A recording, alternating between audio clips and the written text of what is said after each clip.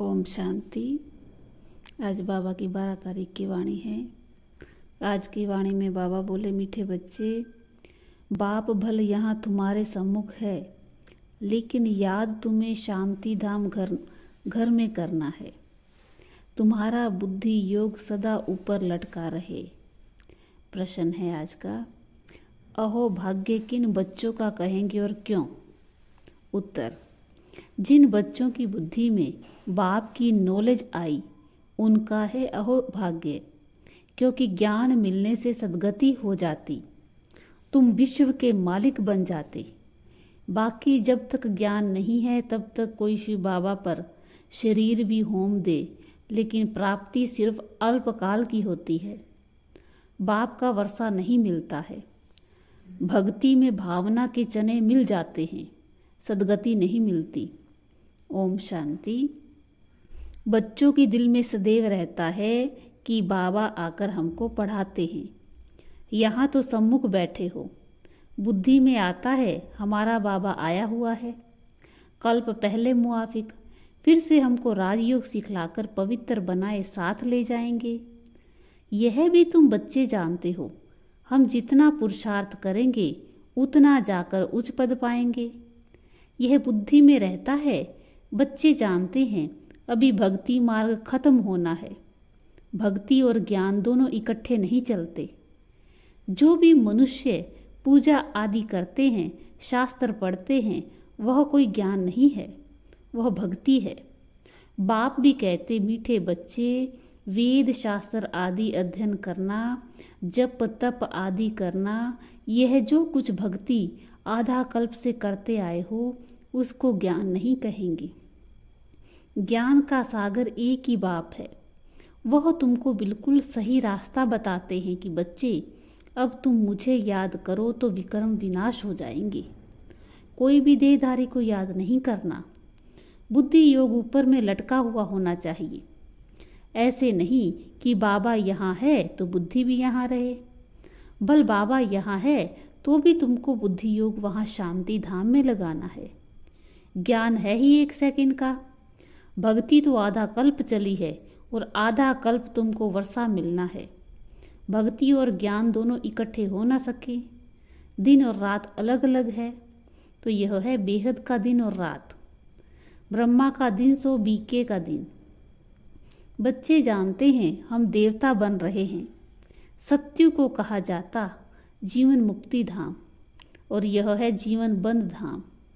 इस समय सब रावण के बंधन में है, शोक वाटिका में है। तुमको अब पता पड़ा है कि शोक वाटिका किसको और अशोक वाटिका किसको कहा जाता। भक्ति है उतरती कला का मार्ग। बाबा कहते, अब वापिस मुक्ति धाम चलना है। ऐसे कोई कह नहीं सकते कि मेरे बच्चे अब सबको मुक्ति धाम चलना है, अर्थात जीवन बंध से लिबरेट होना है। फिर पहले कौन सा धर्म जीवन मुक्ति में आना है, यह भी तुम बच्चे जानते हो। खेल सारा भारत पर ही है, बाकी बीच में बाई प्लाट है। अपना उनसे कोई कनेक्शन नहीं है। ज्ञान और भक्ति की बातें मनुष्य नहीं समझ सकते। उनका पार्ट ही नहीं है। पार्ट है ही तुम भारतवासियों का। सत्युग आदि में देवी देवता ही थे, अब कलयुग में अनेक धर्म हैं। तुम्हारा यह है लीप जन्म, कल्याणकारी जन्म। ये संगम का सुहावना युग है ना। तुम जानते हो कि लौकिक बाप के भी हम हैं, फिर जीते जी पारलौकिक बाप के भी बने हैं। लौकिक बाप भी है और पारलौकिक बाप भी हाजिरा हजूर है। तुम्हारी आत्मा कहती है, बाबा आप परम धाम से आए हो, हमको वापस ले जाने। बाप बच्चों से ही बात कर सकते हैं। जैसे आत्मा को इन आँखों से देख नहीं सकते, वैसे परमात्मा को भी देख नहीं सकते। हाँ, दिव्य दृष्टि से साक्षात्कार हो सकता है। दिखाते हैं कि विवेकानंद को साक्षात्कार हुआ कि रामकृष्ण की आत्मा निकल मेरे में समा गई, परंतु आत्मा समा तो नहीं सकती, बाकी आत्मा का साक्षात्कार होता है। परमात्मा भी यथार्थ बिंदी है, परंतु गाया हुआ है कि वह हजारों सूर्य से भी तेजों में है। तो परमात्मा अगर वह साक्षात्कार ना कराए तो कोई का विश्वास ना बैठे। बिंदी रूप के साक्षात्कार से कोई समझ ना सके, क्योंकि उनको कोई जानते नहीं है। यह नई बात बाबा ही बताते हैं। परमात्मा बड़ी चीज तो हो ना सके, वो अति सूक्ष्म से सूक्ष्म है, उनसे सूक्ष्म कुछ भी है नहीं। यह भी तुम बच्चों की बुद्धि में है कि आत्मा और परमात्मा जो बिंदी रूप है उनमें सारा पार्ट भरा हुआ है। आत्मा में 84 जन्मों का अपना अपना पार्ट नूंधा हुआ है। कितनी विचित्र बात है। बाप बिगर कोई समझा ना सके। ये बातें तुम विलायत वालों को समझाओ तो वंडर खाएंगे और तुम्हारे ऊपर कुर्बान जाएंगे। प्राचीन भारत का ज्ञान और योग तुम ही समझा सकते हो। पहले पहले यह समझाना है कि आत्मा परमात्मा क्या वस्तु है। आत्मा के लिए कहते हैं कि स्टार है, परमात्मा के लिए नहीं कहेंगे कि वह स्टार है। आत्मा कोई छोटी बड़ी नहीं होती, वह है ही बिंदी जो एक शरीर छोड़ दूसरे में प्रवेश करती है। तुम बच्चे समझते हो ड्रामा में जो कुछ चलता है वह नूंद है, चक्कर फिरता रहता है। ये सब बुद्धि में प्रैक्टिकल आना चाहिए। दुनिया तो इन बातों को जानती नहीं। सबसे तीखी दौड़ी आत्मा की है। एक सेकंड में कहाँ की कहाँ चली जाती। सेकंड में जीवन मुक्ति मिलती है तो सेकंड में आत्मा भी वहां पहुंचती है। आत्मा कहती है मेरे से तीखा और कुछ है नहीं, मेरे से छोटा और कोई है नहीं। छोटी सी आत्मा में सारी नॉलेज है। उसको कहा जाता है गॉड इज नॉलेजफुल। आगे कहते थे कि भगवान सब कुछ जानते हैं। इसका मतलब यह नहीं कि एक एक के दिल को बैठ जानते हैं। यह तो ड्रामा में सब कुछ नूंद है। बाप समझाते हैं मैं इस झाड़ का बीज रूप हूँ।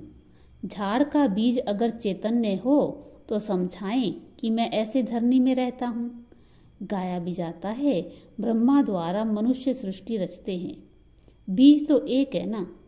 तुम आत्मा यहाँ शरीर धारण कर पाठ बजाती हो। बाप कैसे आकर प्रवेश करते हैं ये तुम बच्चों को मालूम पड़ा है। बाबा आकर नॉलेज देते हैं, सदैव बैठा नहीं रहता। बाबा ने समझाया है जब झाड़ की जड़ झड़ीभूत अवस्था होती है तब ही मैं आता हूँ। अभी सहायता के लिए बहुत यज्ञ रचेंगे तो यह है रुद्र ज्ञान यज्ञ। कृष्ण ज्ञान यज्ञ हो न सके। श्री कृष्ण तो देवता थे, वह द्वापर में आ ना सके।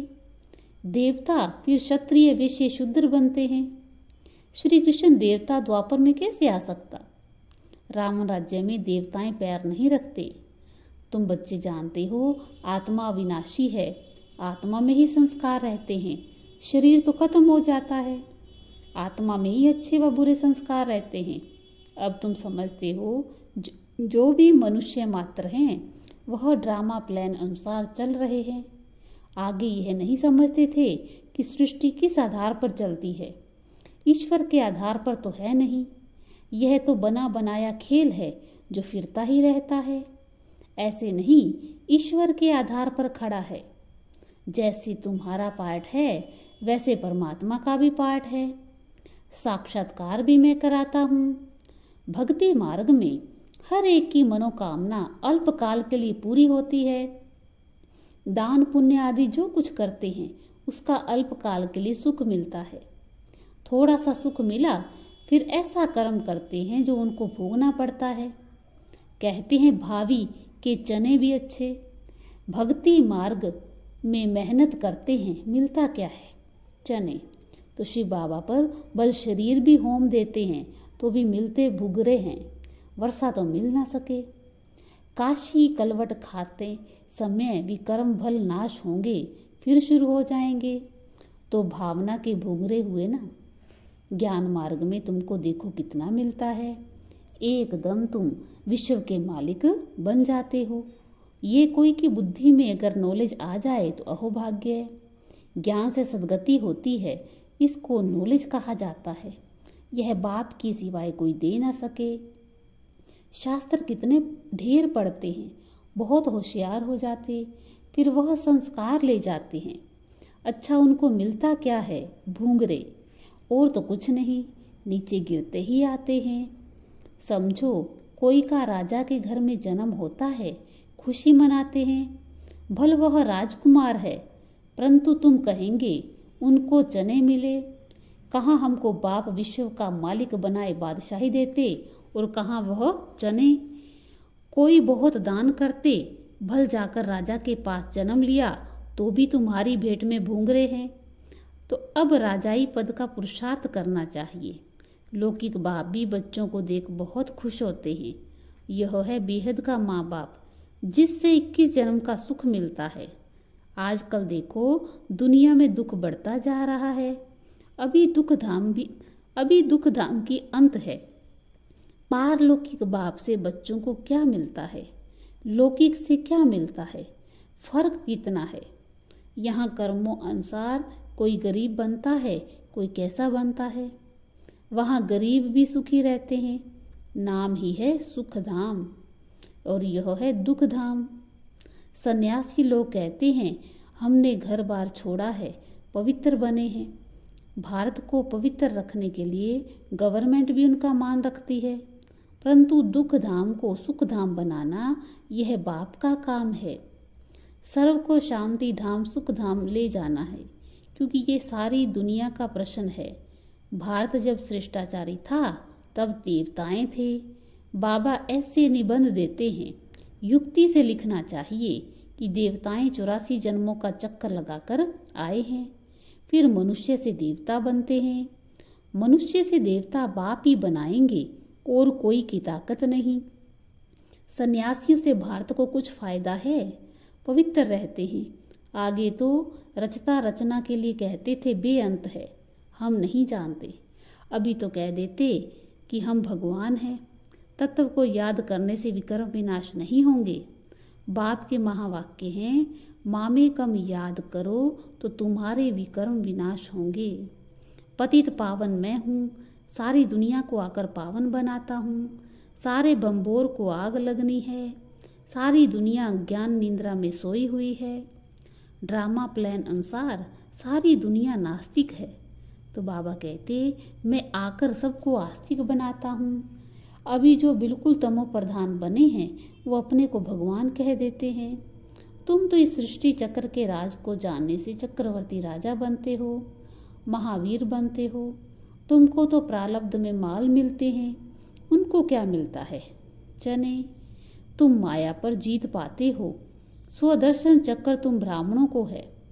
विष्णु के मंदिर को नर नारायण का मंदिर कहते हैं। वास्तव में लक्ष्मी नारायण को तो 2-2 भुजाएं चाहिए, परंतु उनको भी 4 भुजाएं दे देते हैं। लक्ष्मी नारायण तो अलग ठहरे ना। अगर वह 4 भुजाओं वाले हैं तो उनकी संतान की भी 4 भुजा होनी चाहिए। ऐसे तो है नहीं। बाप कितना अच्छी रीति समझाते हैं। अब तुम समझदार मास्टर नॉलेजफुल बन गए हो। पतितों को पावन बनाना है, घर वालों को उठाना है, घर को भी मंदिर बनाना है। बच्चे कहते बाबा फलाने की बुद्धि का ताला खोलो। अब मैं सिर्फ यह काम करने के लिए बैठा हूँ क्या? तुम तो ब्राह्मणियाँ हो, भू तुमको करनी है, ब्राह्मणों को सर्विस करनी है, पद भी तुमको पाना है। मैं निष्काम सेवाधारी हूँ और कोई निष्काम हो नहीं सकता। मैं तुमको स्वर्ग का मालिक बनाता हूँ, मैं नहीं बनता हूँ। मकान भी तुम बच्चों के लिए बनाए हैं, मैं तो पुरानी कुटिया में बैठा हूँ। मेरे लिए पुराना मकान पुराना शरीर है। शिव बाबा पुराने तन में रहता है, फिर कहाँ जाएगा? निष्काम सेवा एक बाप ही कर सकता है।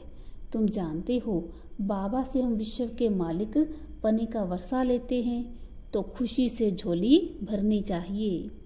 देखो ज्ञान कितना ऊंचा है। भक्ति में तो क्या क्या दान पुण्य जप तप आदि करना पड़ता है। सदगति दाता तो एक बाप है। बाबा ने आकर के ज्ञान घृत डाला है। सत्युग में सबकी ज्योति जगी रहती है, परंतु वहाँ पर ज्ञान नहीं रहता कि हम तमो प्रधान से सतो प्रधान बने हैं। वह है प्रारब्ध। नए सिर चक्र शुरू होता है, यह अनादि है। सूर्य निकलता है फिर जाता है, ये धरती का फेरा है, ऐसे नहीं ईश्वर फेरता है। अच्छा, मीठे मीठे सिक्की लदे बच्चों प्रति माता पिता बाप दादा का याद प्यार और गुड मॉर्निंग। रूहानी बाप की रूहानी बच्चों को नमस्ते। हम रूहानी बच्चों की रूहानी बाप दादा को याद प्यार गुड मॉर्निंग, नमस्ते नमस्ते नमस्ते। शुक्रिया बाबा, शुक्रिया। धारणा के लिए सार है। पहला पॉइंट, घर घर को मंदिर बनाना है, परिवार वालों की भी सेवा करनी है, ऊंचे ज्ञान का सिमरण कर खुशी से झोली भरनी है। सेकंड पॉइंट है, किसी भी देहधारी को याद नहीं करना है, अपना बुद्धि योग ऊपर लटकाना है, सुहावने संगम युग पर जीते जी पारलौकिक बाप का बनना है। आज का वरदान है, यथार्थ सेवा द्वारा सेवा का प्रत्यक्ष फल खाने वाले मन बुद्धि से सदा तंदुरुस्त भव। विस्तार है, यदि सेवा योग युक्त और यथार्थ है तो सेवा का फल खुशी, अतीन्द्रिय सुख, डबल लाइट की अनुभूति अथवा बाप के कोई ना कोई गुणों की अनुभूति प्रत्यक्ष फल के रूप में जरूर होती है। और जो प्रत्यक्ष फल खाते हैं वह मन बुद्धि से सदा तंदुरुस्त रहते हैं। अगर कमजोर रहते हैं तो समझो ताजा प्रत्यक्ष फल नहीं खाते हैं। प्रत्यक्ष फल सदा हेल्दी बनाता है, इसलिए आपका स्लोगन है एवर हेल्दी, एवर वेल्दी और एवर हैप्पी। आज का स्लोगन है, अपने हर कर्म द्वारा ब्रह्मा बाप के कर्म को प्रत्यक्ष करने वाले ही कर्म योगी हैं। अच्छा, ओम शांति।